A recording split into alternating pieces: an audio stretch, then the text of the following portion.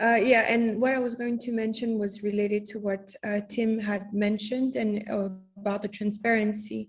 And I think one of the issues that we also encounter a lot is legalization of mine sites. So the term legalization has to be taken a bit lightly because there's a different ways that it is seen at the local level, the provincial level, and the national level. So for a mine to be legal, it needs to kind of have that title of ZEA, so a Zone d'Exploitation Artisanale,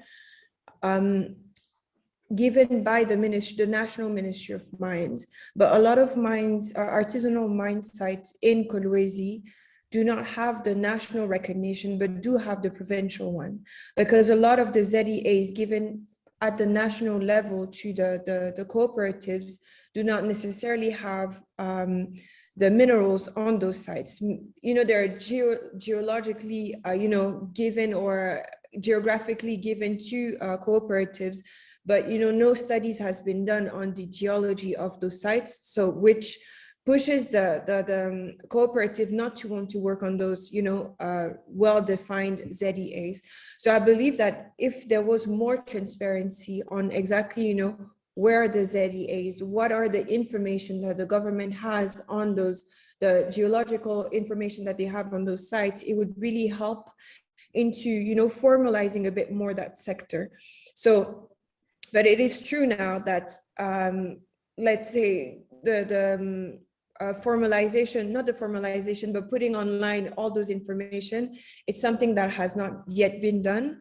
And just because digitalization is not yet developed, that much in the DRC, it's only, in the past 2 years or 3 that we have a ministry that is in charge of that. So, for it to be already implemented at a national level prior to be sent to the provincial level, it's a bit of a complication.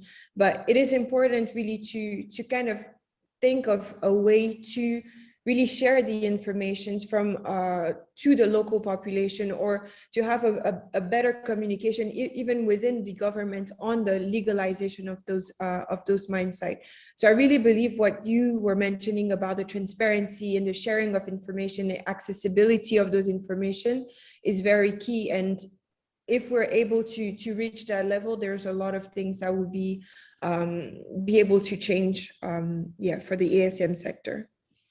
Brilliant. Thank you very much for that, Alexandra. And actually, let's just go with the flow of the conversation here. So that's something in terms of accessibility to that information, especially when you then roll in not just, I guess, what is the legal status of that patch of land, but then also things like the geoscience. So actually what's going on with the geology. A country that does that really well is Canada. Now, I noticed, I think, Tim, the map that you showed, it was either Tim or Michael, I can't quite remember, my apologies. You showed a map of the world with where in the world have contracts actually been shared. And I think that Canada was still coloured in white rather than a tan colour. Is there something in that? Because it's just a case there of, so from a geoscientific perspective, Canada's brilliant because they make so much of their geological information freely available. So if you want to go and have a look at those data sets from a computer, it's quite easy to do. And I don't know if that then includes things like the licenses and permits and things. The resourcecontracts.org website does not have anything for Canada. It's really interesting.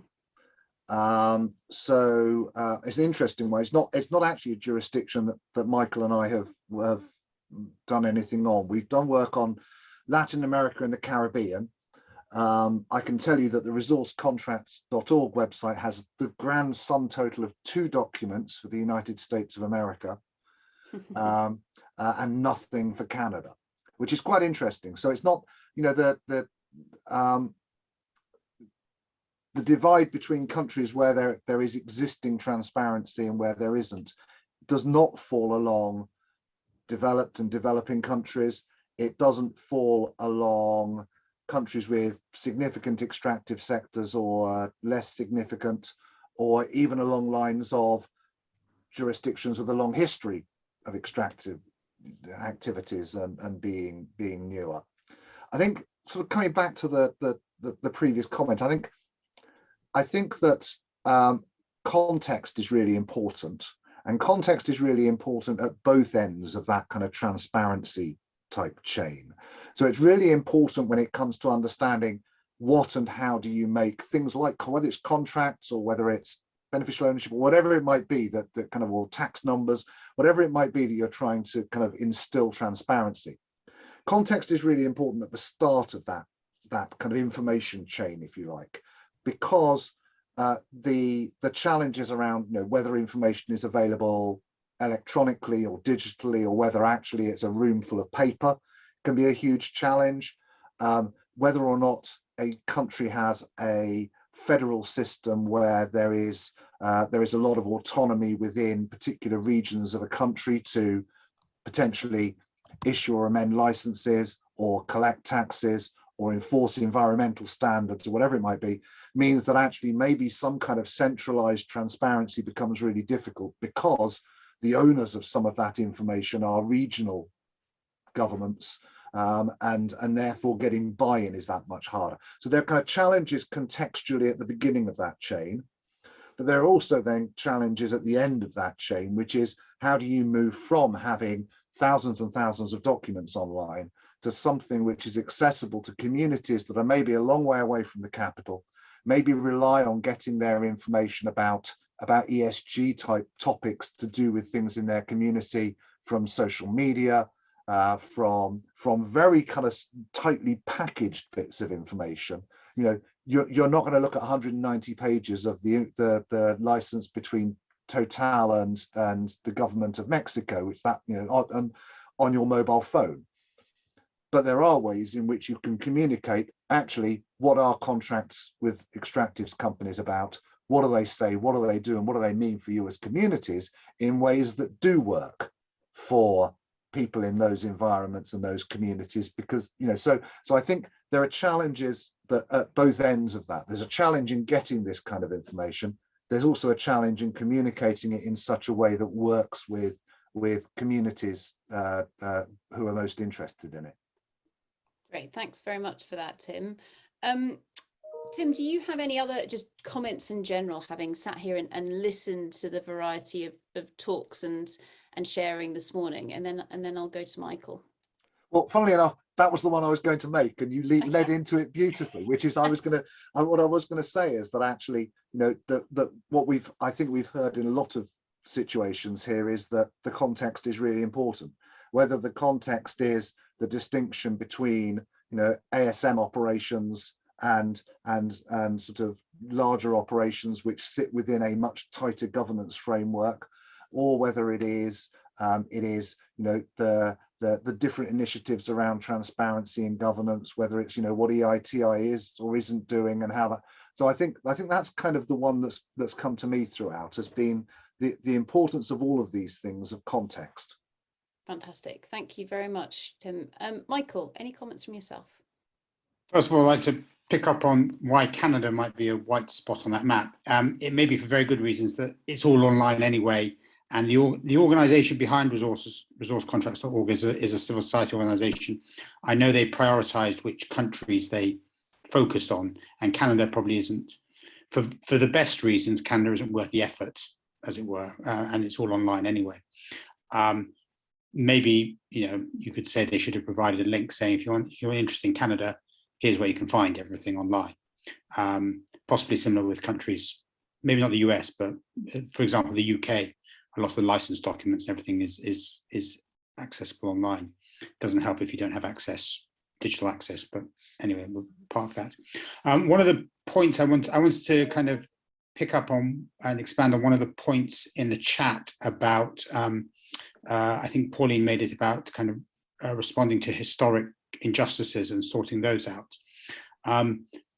Unfortunately, and particularly in the context of EITI is not set up for that, and that was not its purpose. I mean, it was born out of a desire to sort out corruption and past injustices, particularly in Angola, which still has, or has only just got around to joining EITI, but anyway. So it is, in that sense, more forward-looking. It's trying to prevent future injustices rather than sort out past injustices. And it has come under criticism for not doing that, not kind of sorting out some past issues. But it is primarily designed to kind of provide a transparency and be forward looking in that sense, and prevent further future transparencies.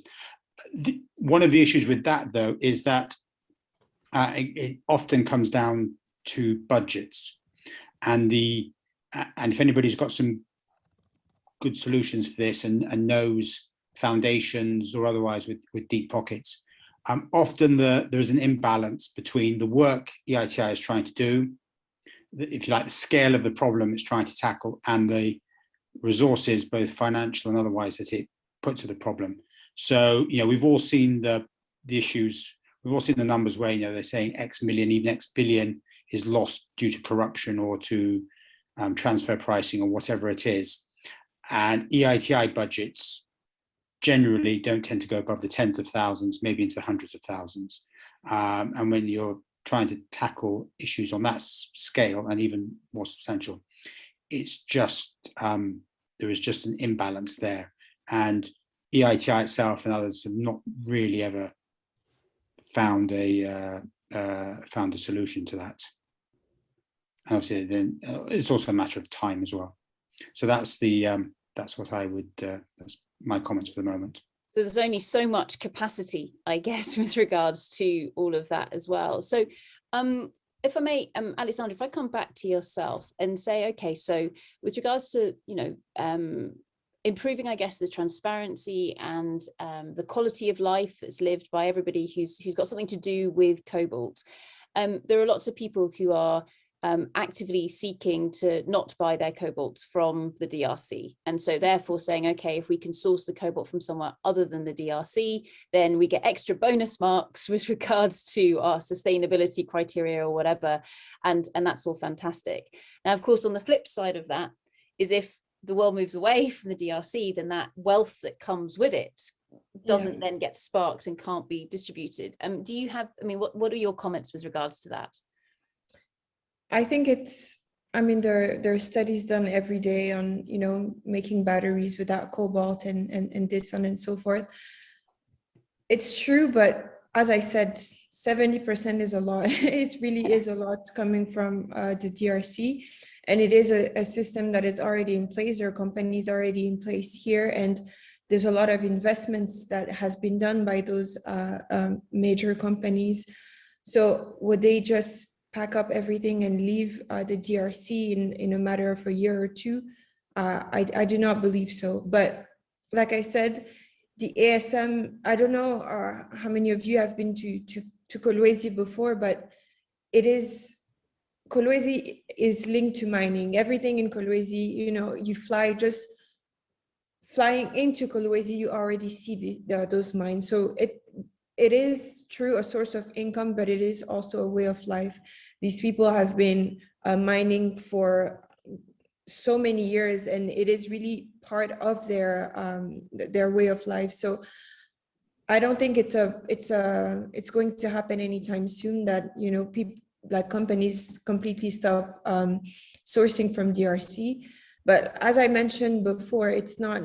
If we're complaining now about the working conditions of miners, now we can all imagine what it would be like if there's nobody buying from the ASM sector, or just cobalt coming from DRC in general. It will cause many more factors to the sector and to the region, and even to the country. Thank you very much for that, Alexandra. I think it's a very good answer. So the last question I just want to pose before we go and do a final lap around the room is, it's one that's been sitting in the Q&A since very early on today. And it asks about the colonialism, or the historic colonialism of mining. And do we believe that some of what's happening at the moment is altering that? Now, of course, this can all be understood in many different ways. It's something that especially in universities, there's a lot of chatter with regards to, or there's a lot of focus in on these areas. I think, and it's a shame that actually that we've lost all of our lovely people from the Philippines, from Ethiopia, etc., off the call just now, but we will go back and tie in on them. I don't know if well, maybe Alexandra and Michael, do you guys have any thoughts with regards to that? Because I think we've heard, not necessarily focusing specifically on it, but lots of different aspects of that here today. Alexandra, do you have any thoughts? I mean, yeah, in a way, obviously colonialism is always, there was always a link to mining and so on and so forth, because if you look at, you know, the different roads, it was usually taken from the mines all the way to the ports, and, you know, always ways for that the minerals to leave the country. But I believe that's maybe that is the part that we still have from colonialism, is that a lot of the minerals are not refined within the country. There's no transformation within the country. So in that sense, then yes, some of the you know, the colonial past is still present. And I believe that the Congolese government is really pushing towards now having you know, refineries within the countries, and then assembling maybe of batteries. Why not having it within the countries? And I think last year, the end of last year, there was the DRC Business Forum, which focused a lot on green energy and batteries. And they are really working towards, you know, having all of that really being made within the DRC to ensure to have more people trained, more local people trained into the creation of batteries, or at least the assemblage of a lot of those battery and the refinery and so on. So steps are being taken, but like I said, when you get to that level, you would need the expertise as well. So that's why it would be important to really start then investing in the capacity building of the local communities in order to, you know, to get to that level. So there's a lot still that needs to be done, but yeah, that colonial past is still, you know, still has an impact today. Yeah, brilliant. Thank you for that, Alexandra. Ludovine, maybe if I bring you in on this now, because I know that George from Gyani, he was talking about where does that processing, for example, take place? And interestingly, describing Gyani not as a mining company, but as a chemicals processing company, which I'm seeing more and more often at the moment, people not describing themselves, but as chemical processing companies. And then where that chemical processing actually happens is the bit that can shift, because it doesn't really matter where you put that chemical plant from a context space. Obviously the mine has to happen where the rocks are, but then where you do the processing, it becomes there are different variables, for example, that you can take into consideration. Do you have any thoughts on this, Ludovine? And then I'll come to Michael. Yeah, thanks, Sarah, and thanks to all the speakers for all this great input today. I think beyond the individual situation of a company deciding whether it's more profitable or more suitable to their market to process here or there, there's a real change afoot in terms of how we structure these businesses, how we think them, how we fund them. And I want to pick up on that word colonialism, because there is also a school of thought that highlights that mining is by essence colonial, not in terms of geostrategic positioning, but in terms of a mining company's, you know, traditional goal is to find a deposit, put a big fence around it, close off the rest of the world, and then do our thing and use that little space under the terms of a very conventional permit. A lot of that is changing. A lot of that, you know, you can't live behind the fence anymore. That interaction that needs to happen with, you know, much more informed social powers, with public authorities who have much more need to demonstrate that they're thinking about today's stakes as well as the future, with civil society that's both, yes, imposing pressure, but also creating opportunities. One of the points that was raised earlier is the complexity of organizing transparency. There are some really innovative proposals in some of the African countries where I've worked to structure this as a PPP involving various social groups or civil society organizations, including, for example, the Bar Association, along with the Mining Chamber, who with the mining administration together form a consortium to actually orchestrate the digitalization of these contracts, and even more so, explaining these contracts. So I think what I find interesting here is that there are a lot of solutions. Perhaps by linking them more, we work outside of our traditional structures and silos. And I mean, I'm a lawyer by training, so we're naturally conservative people who like how the system works. But, you know, there's a lot of discussion also about thinking, well, if ASM or smaller projects are going to be the key to critical minerals, maybe we need to rethink how we permit. Maybe a zone is not what you should be doing for ASM. Maybe we need to just acknowledge that ASM by nature is transitory, is moving, is, you know, today we'll do cobalt, but in 3 weeks, depending on pricing, maybe we'll shift 40 kilometers and do gold. Maybe all of us need to build in that flexibility, build in that kind of openness to these actors, because they are part of the market. And perhaps by, you know, opening up our structures, we create better opportunities for everyone in that context.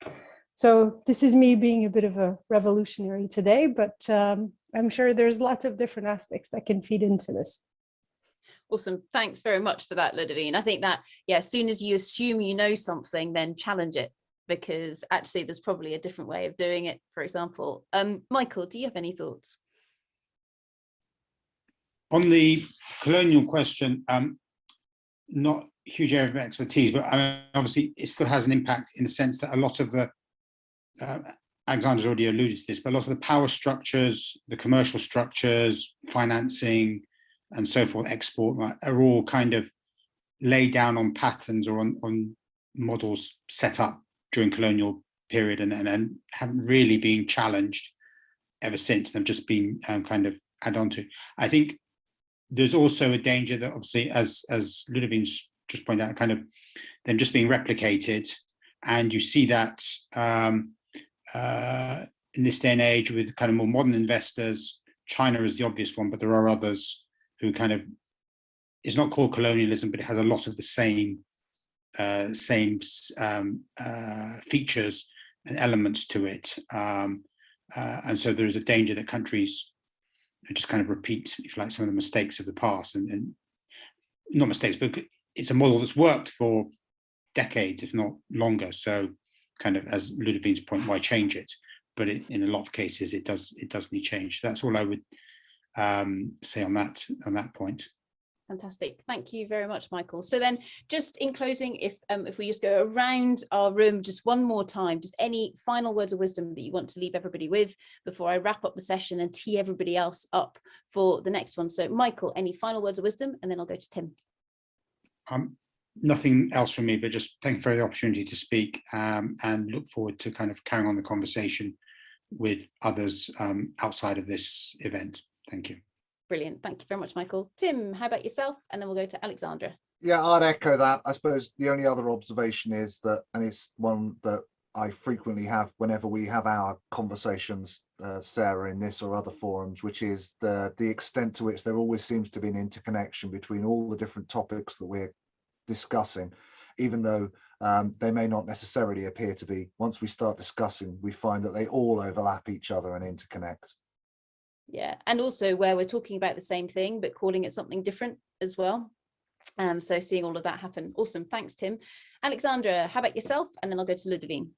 Yeah, I agree with Tim. It was really interesting, and thank you for having me. And it's always interesting to see how we're all working in similar sector, but yet so different, and we complement our work, all complement one another. So it was a really good conversation to have. Thank you.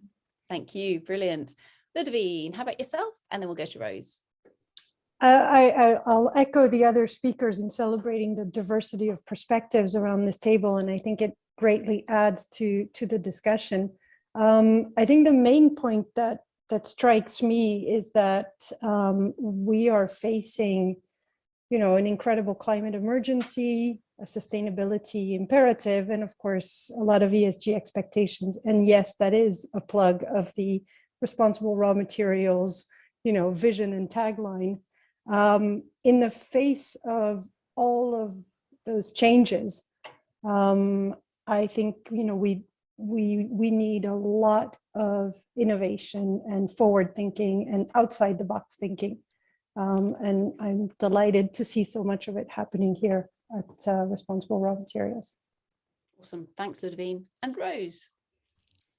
I just want to say thank you firstly to everybody for joining us. And I think we've been really lucky to have the diversity perspectives that we have today. I think one thing that's really stuck out for me is that, you know, accessibility is such an important thing to discuss when we're thinking about the just transition. I think the energy transition is so often used as not a guise, but maybe a bit of a scapegoat and a bit of an excuse. And actually for the just transition, we need to have some more uncomfortable conversations maybe, and discuss things like colonialism, and they're conversations that can feel quite uncomfortable to have and can be very difficult to have in a way that everybody is happy with or comfortable with. So I just want to say thank you to all of the people who agreed to talk, because Responsible Materials, as Ludovine says, does really try to address these things, and we don't always necessarily know the best way to do so, but we want to have a good go at doing it. So thank you to everyone for being so honest and open and understanding that we're trying to do the right thing and coming on that journey with us. Brilliant. Thank you very much, Rose. So fantastic. So just with regards to that, building on what Rose has said there, and really trying to look for those elephants in the room, or look for those uncomfortable conversations, because and I know that there's some discussion that's going on online at the moment where people are going, you can't say this. And actually, okay, there might be some things that are really difficult to say, but we need to be able to put them on the table for discussion. And then we can all actually understand, okay, well, this is what it means to me. What does it mean to Alexandra, or to Michael, or to Tim, or to Ludovine, or to Rose? You know, what are all of our perspectives, and actually having that empathy for one another and that respect for one another to say we can all have our own opinions, and then we can be constructive with regards to moving forward. So how do we find the constructive aspect within that, to say, okay, how do 7.5 billion people survive on this planet in a sustainable fashion? Because really that's what we're kind of talking about here, without destroying the world round about us.